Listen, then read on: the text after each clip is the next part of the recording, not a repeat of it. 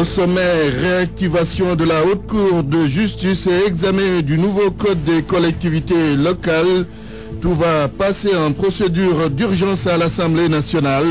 La conférence des présidents et la commission des lois et travail mercredi demain et jeudi. Mairie de Dakar, l'inquiétude des agents municipaux avec les nouvelles réformes du code électoral. Ils ont peur qu'il y ait une baisse de recettes alors que les charges sont énormes. Code consensuel de 92 et code non consensuel de 2014. Les acteurs politiques se livrent à un exercice de comparaison. Suivez le dossier du jour. Procès Hissène Habré, le CNRA contre la médiatisation en direct. Les chambres africaines émettent un avis contraire. Les difficultés de la vie à l'origine de plusieurs cas de suicide. Reportage sur la vraie galère de nombreux pères de famille. L'actualité internationale avec Sorna Natambaye. Bonjour Sorna. Bonjour Antoine Diouf. Au Mali, on réclame la tête d'Oumar Mariko. Ce député ancien proche de Sanogo est accusé d'avoir des liens avec le MNLA et d'avoir participé à l'assassinat de 2 étudiants en 2012. Virus Ebola, 20 cas suspects dont 11 confirmés et 7 décès. C'est à Conakry. La France appelle ses ressortissants à plus de vigilance et essaie de les protéger au maximum. Et puis en Mauritanie, il est hors de question de reporter le scrutin présidentiel. Le chef de l'État s'adresse ainsi à l'opposition, Antoine. Merci Sorna Natambaye. Les sports, ce sera avec Malal Junior Gagne. Bonjour Malal. Bonjour Antoine. Déjà, vous nous livrez les grands titres. Nous parlerons de lutte simple. Les membres du comité national de gestion de la lutte renoncent à l'organisation du drapeau de chef de l'État. Les organisateurs parlent des difficultés liées au bouclage du budget. Et au football, quart de finale, retour de la Champions League en Europe. Les Blues de Chelsea défient le Paris Saint-Germain dans leur entre à Londres et rêvent déjà de rééditer l'exploit d'il y a 4 ans. Dakar, capitale du tennis féminin, avec l'organisation du premier Open réservé aux filles. Près d'une trentaine de tennis women sont à Dakar depuis avant-hier. Point de vue sur la position du président Macky Sall sur la transhumance. Le président de l'APR appelle ses partisans à plus d'ouverture pour la massification de sa formation. Le débat du jour porte sur la question. Ce sera aux alentours de 12h30. Bienvenue à toutes et à tous. À l'écoute de la chambre d'accusation, la juridiction donne aujourd'hui son verdict dans l'affaire Aïda Ndiong. Le dossier est entre les mains du premier président de la cour d'appel d'Emba Kandji. Les avocats de l'ancienne sénatrice libérale demandent l'annulation des poursuites contre leur cliente. Aïda Ndiong est poursuivie pour escroquerie sur des deniers publics. L'Assemblée nationale se prépare à voter en procédure d'urgence le texte portant réactivation de la Haute Cour de justice. La conférence des présidents se réunit demain et jeudi. Ce sera au tour de la commission des lois. Et puis on apprend que le nouveau code des collectivités locales sera également voté en procédure d'urgence. Binta Diallo. La liste des députés devant siéger dans la Haute Cour de justice continue de subir des changements. Le consensus n'a pas encore été trouvé, mais les choses semblent s'accélérer. La conférence des présidents se réunit demain dans l'après-midi. Jeudi, ce sera au tour de la commission des lois de se pencher sur la question.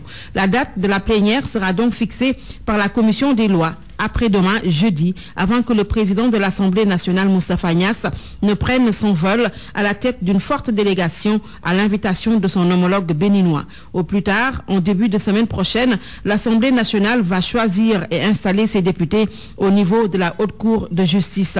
Des députés dont la légalité est contestée par l'opposition parlementaire qui parle de forclusion, là où d'autres praticiens du droit affirment le contraire. La conférence des présidents de demain va également statuer sur le code des collectivités locales modifié.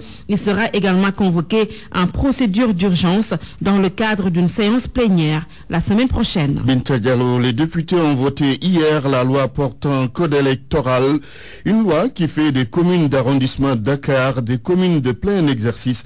Des agents de la mairie de Dakar craignent une baisse des recettes et des taxes de leur collectivité locale qui a pourtant beaucoup de charges selon eux. En revanche, ils approuvent le changement de statut des communes d'arrondissement. Reportage à la mairie de Dakar, Mamadou Amardion. Devant la grande porte de l'hôtel de ville de Dakar, c'est le décor habituel. Un agent de la circulation très actif au milieu de longues files de véhicules. À l'entrée des agents de sécurité, mais dedans, les choses peuvent changer. Dans quelques mois, avec le nouveau code électoral, les communes d'arrondissement vont devenir des communes de plein exercice. Les agents de la mairie de Dakar craignent une baisse des recettes et des taxes. Amadou Diop est l'un d'eux. Nous craignons que si on diminue ces forces-là, selon les recettes et les impôts, est-ce qu'il ne va pas se répercuter sur nous en tant qu'agents? Parce que nous aussi, nous sauvegardons notre avenir. Parce que nous travaillons ici depuis des années et il nous reste des années à travailler. Le visage inquiet, cet agent de la mairie de Dakar estime que sa collectivité locale a énormément de charges. Il y aura un problème d'argent, parce que les recettes aussi, comme on le dirait, l'État se nourrit par les impôts, les recettes. Les charges, ce sont les salaires et autres prises en charge du personnel, mais aussi l'appui aux couches vulnérables telles que les personnes démunies et les femmes. Seyna Boutal travaille à la mairie de Dakar.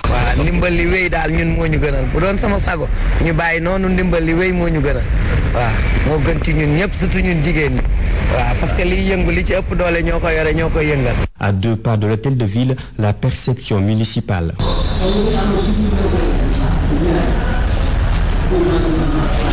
Ici, les agents ne souhaitent pas se prononcer sur le nouveau code électoral. Le récepteur-percepteur Mamadou Oumar Bokoum, maître des lieux, est en réunion, annonce sa secrétaire. Le nouveau code électoral adopté hier par l'Assemblée nationale. Seulement, il y a plusieurs divergences et certains acteurs politiques qui ont attaqué le texte devant le Conseil constitutionnel et la Cour de justice de la CEDEAO.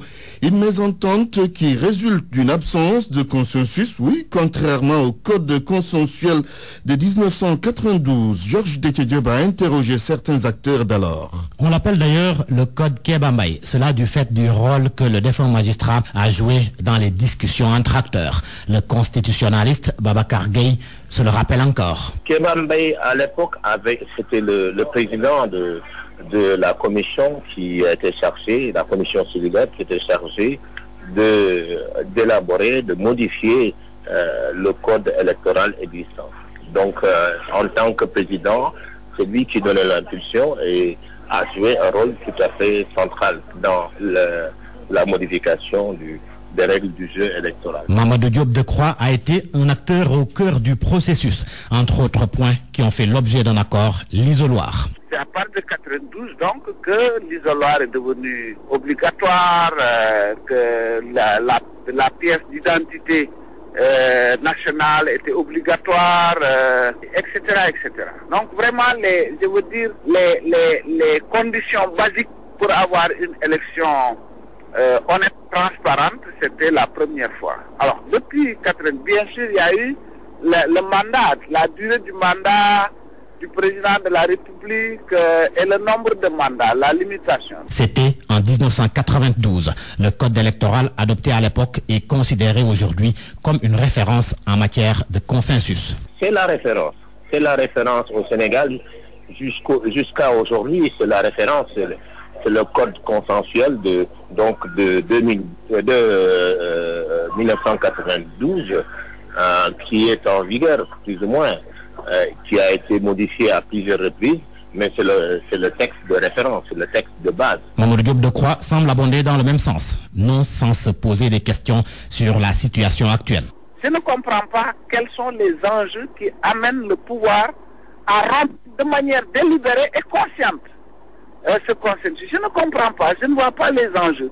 Si au moins il y avait des enjeux fondamentaux, etc., moi, je m'attendais à ce que le président de la République dise, bon, écoutez, franchement, on en est là. Moi, j'aurais préféré que vous entendiez. Maintenant, puisque vous ne vous entendez pas, je ne vais pas prendre parti dans cette affaire. Cela est d'autant vrai, à son avis, que des réformes institutionnelles sont envisagées sans occulter aussi l'acte 3 de la décentralisation qui n'est pas sans conséquence sur le jeu électoral. Politique toujours en vue des locales. À Matam, les apéristes du Bosséa viennent de boucler leur tournée dans la zone. Le mot d'ordre a été l'unité. Cela dans un contexte où de nombreuses dissensions au sein de leur parti ont été notées. Correspondance à Liban Elnian. Les responsables apéristes du Bosséa ont bouclé leur tournée de 10 jours dans les localités des 3 collectivités locales. Sous la conduite du député Farba Ngom, les partisans de Macky Sall ont sonné la grande mobilisation. Pour avoir réussi sa dernière sortie avant les locales de juin, le député du Bosséa a lors de son meeting de clôture mis en garde ses frères de parti en chien de faïence un peu partout à travers le pays depuis l'enclenchement du processus d'établissement des listes de candidats. C'est une chose à revoir quand même. Le président de la République, il est pour l'unité. Quelqu'un qui est président de la République, qui a pris un président de l'Assemblée, qui a remis ça à une autre personne qui n'est pas de son parti. Dans le gouvernement, il y en a beaucoup de ministres qui ne sont pas de son parti. C'est une référence quand même et il faut bien l'appliquer. L'appel qu'il est en train d'appeler aux membres de l'APR, soyez unis pour quand même gagner ces élections.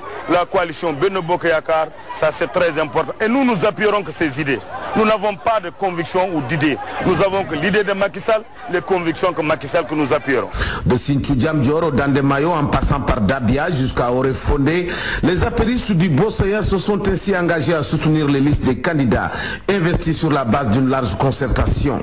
Au dernier jour de sa tournée, le député Farba Ngom a reçu à son domicile une partie des responsables de Matam qui livrent depuis quelque temps une véritable guerre de positionnement.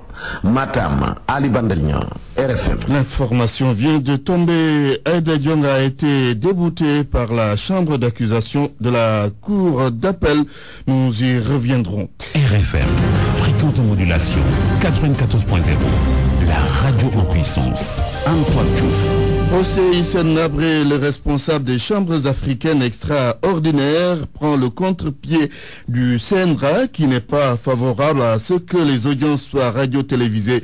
D'après Marcel Mendy, l'objectif visé est que l'Afrique soit informée en temps réel sur ce procès historique parce que ce sera la première fois qu'un ancien président africain soit jugé sur le continent noir. Marcel Mendy au micro de Mantouré.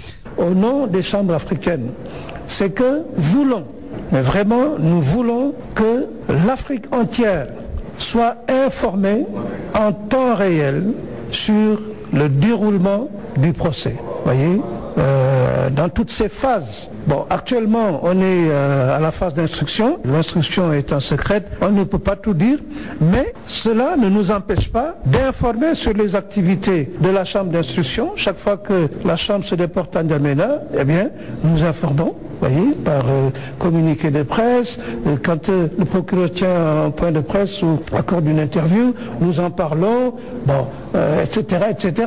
Quand le procès va s'ouvrir également, eh bien, on ne va pas se croiser les bras et se dire non, on ne va plus informer, on ne va plus communiquer, non.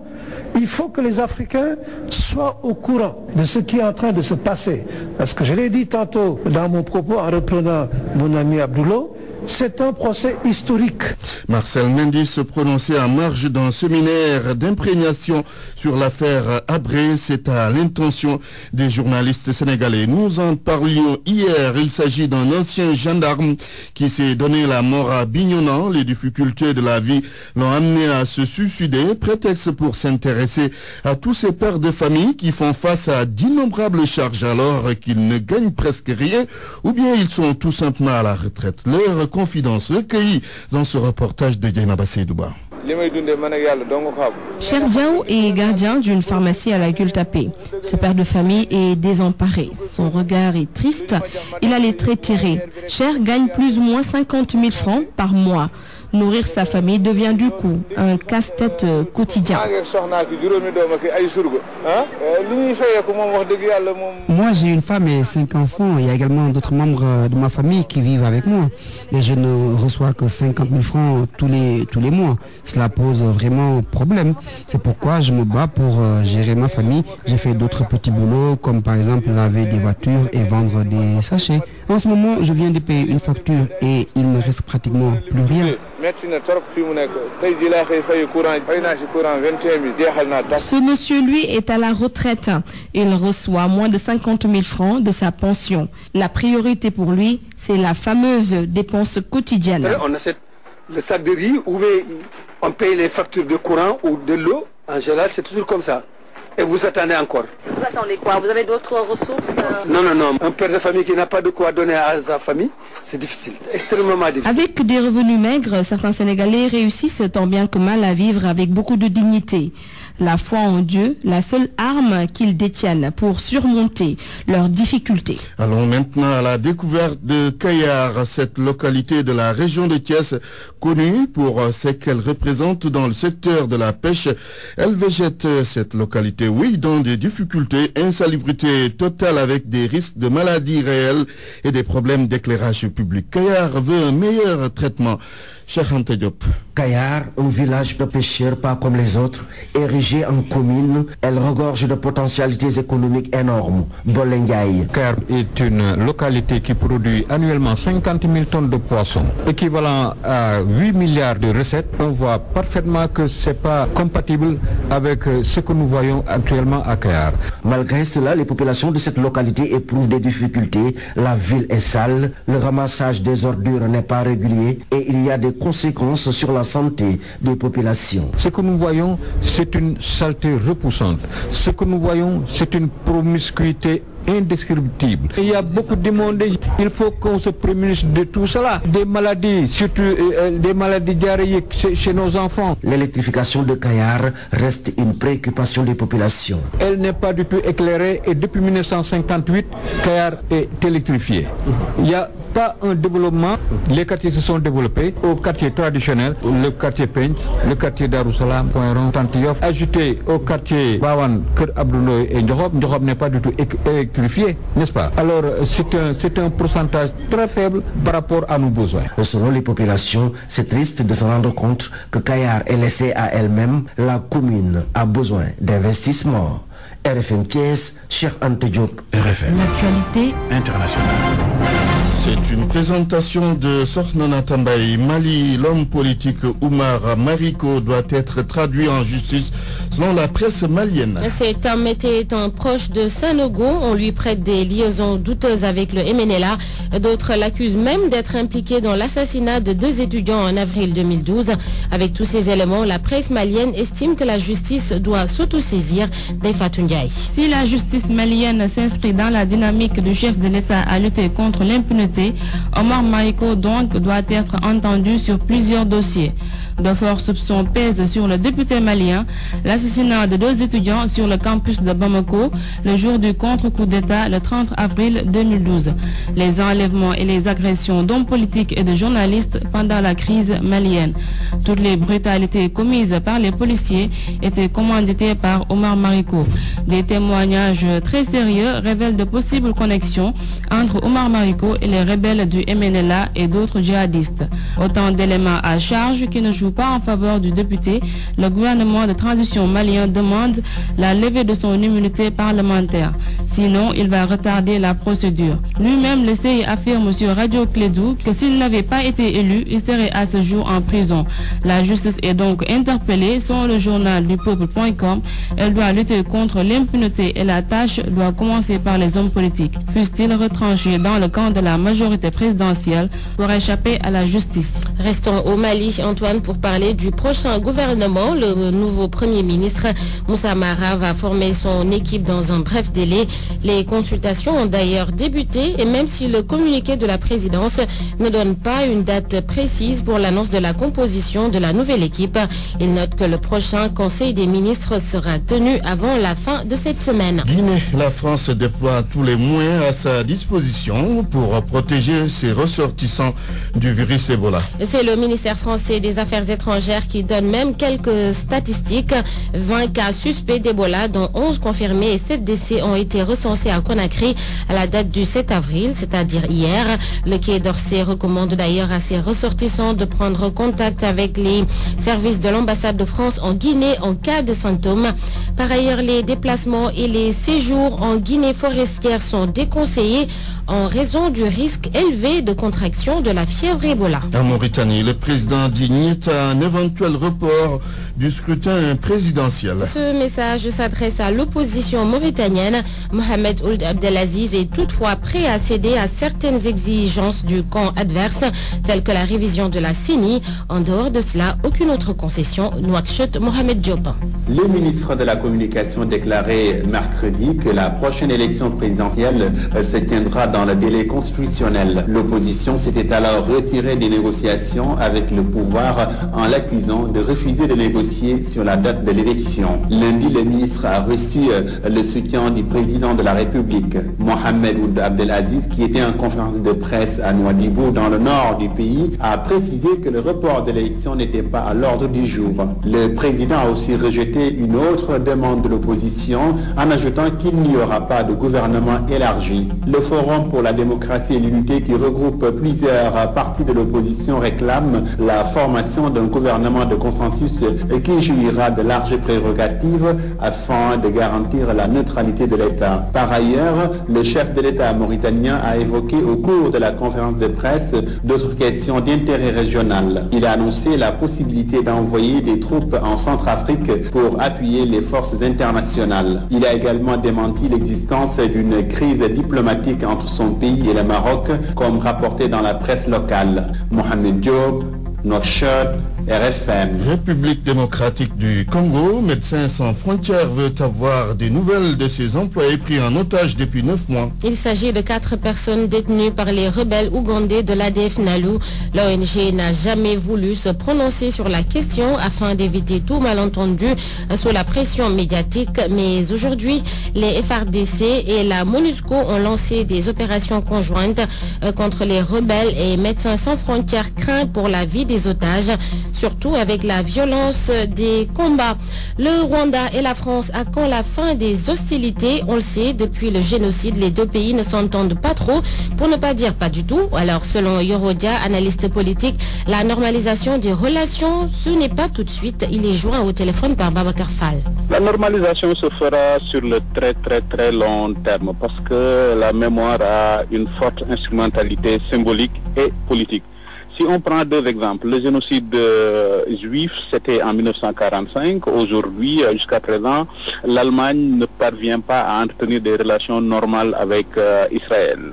Le génocide arménien, c'était au début du siècle dernier, et jusqu'à présent, il n'y a pas encore de normalisation, de relations normales entre la Turquie et l'Arménie. Pour la France, ça va être beaucoup plus complexe pour 2 raisons. Parce que ce qui s'est passé au Rwanda, c'est innommable que la France, la patrie des droits de l'homme, puisse être accusée d'avoir participé à un génocide. Ça pose un grand problème. C'est d'autant plus innommable que c'est la France dans son entièreté qui est accusée, parce que c'était un président de gauche, François Mitterrand, et un premier ministre de droite. Si c'était un autre gouvernement, l'alternance aurait pu faciliter les choses. Mais c'est la France dans sa globalité aujourd'hui qui est pointée du doigt. C'est pourquoi ça va être très difficile cette normalisation, parce que la vocation de la mémoire, c'est d'être un instrument à la fois symbolique, mais aussi surtout politique. C'était Yorodia, 12h23 à la fin de cette page inter, Antoine. Merci à vous, Sornana Kambaï. Parole aux auditeurs. L'actualité, qu'en pensez-vous? Moi, je pense que vous devez. Réagissez dans nos éditions d'information sur l'actualité. Bonjour. Oui, bienvenue sur cette antenne de RFM. Du lundi au vendredi, vous avez la parole sur RFM.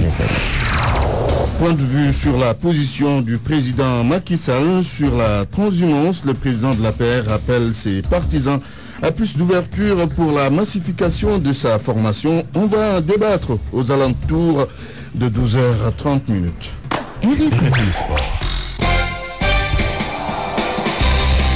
Les sports, c'est avec Malal Junior Diagne. Lutte simple Malal, le CNG annule l'organisation du drapeau du chef de l'État prévu ce week-end à Fatick. C'était donc pour ce week-end, et la raison principale avancée, c'est le manque de moyens. Le budget initialement prévu n'a pas été bouclé. Il y a eu d'autres petits problèmes qui ont poussé les membres du comité d'organisation à surseoir à l'organisation. Tianoka en fait partie. D'abord, il y a que le budget de la manifestation n'a pas été bouclé, donc on est quelque peu loin du compte. Et deuxièmement, les dispositions pratiques n'ont pas pu être prises pour l'organisation matérielle de la manifestation. Et l'un dans l'autre, nous avons estimé utile de reporter, après en avoir discuté avec le ministre, bien entendu, de reporter la manifestation à une date ultérieure pour nous permettre effectivement de réunir toutes les conditions. Le budget devrait tourner autour de 55-57 millions. Donc ceci pour le transport, l'hébergement, la restauration, les frais d'organisation diverses et comment dire encore les récompenses pour les différentes catégories de poids comme pour le drapeau du chef de l'État lui-même, c'est-à-dire la finale par équipe. Nous passons à la lutte avec frappe. Aujourd'hui, c'est Gouigui, le pensionnaire de l'école de lutte Morfadam, qui reçoit la presse dans son fief à Guédiawaye. Ce sera donc pour dire les derniers détails de la préparation de son combat devant l'opposé le 21 avril prochain à Zos.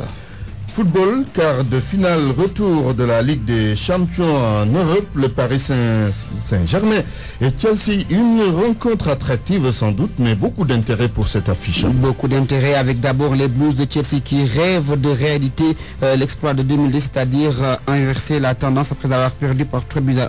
Il avait fait face à Naples, mais pour les Parisiens, ce ne sera pas facile. Laurent Blanc a annoncé qu'ils viendront à Londres pas pour subir, mais pour faire le jeu et conserver leur avance de 2 buts. Autre rencontre comptant pour ces quarts de finale retour cet après-midi, l'équipe du Borussia Dortmund qui reçoit le Real de Madrid. Les Allemands avaient perdu sur le score de 3-0 à Madrid et les Madrilènes se déplacent en Allemagne sans Cristiano Ronaldo blessé au genou. Ces deux rencontres donc sont à suivre en direct à partir de 18h30 sur la RFM, la 94.0. Football toujours, tirage au sort des 16e de finale de la Coupe du Sénégal. De belles affiches entre équipes de l'élite. C'est donc un tirage qui a eu lieu ce matin avec entre autres affiches Casa Sport contre Djambar, Stade de Mbour, GFC, Douane Linguère, Niary Tally contre Dakar Sacré-Cœur. À noter également le derby de la ville de Thiès, l'US Rail qui reçoit l'équipe de Thiès FC. Ces 32e de finale sont prévus le 16 avril prochain. La Coupe de la Ligue au niveau du Sénégal avec les 8e de finale aujourd'hui à Demba Diop à 16h. Sunéor contre la Renaissance de Dakar, Djambar contre US Gorée. À Al-Sandigo, GFC reçoit l'équipe de Touré Kunda. Richard Toll assure et l'autre de l'AS Pikine. À Ngor, l'Olympique de Ngor croise l'équipe de Ndarguet. Dara affronte l'AS Saloum. On va donc terminer avec du tennis. Dakar organise son premier Open international pour les filles. Et oui, près d'une trentaine de tenniswomen venues de différents pays sont à Dakar pour ce tournoi avec donc une prime de 15 000 $, soit 7 500 000. Les compétitions se déroulent à l'Olympique Club.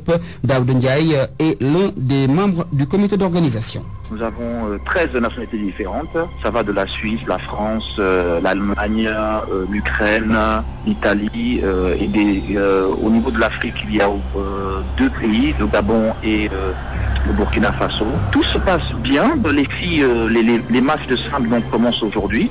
Il y aura pratiquement 12 matchs aujourd'hui du premier tour. Donc ça se passe relativement bien. Les filles aiment Dakar. Il y a une très bonne ambiance ici à l'Olympique Club. Voilà donc Antoine, cet élément met fin à cette page des sports. Malal Junior Diagne, merci.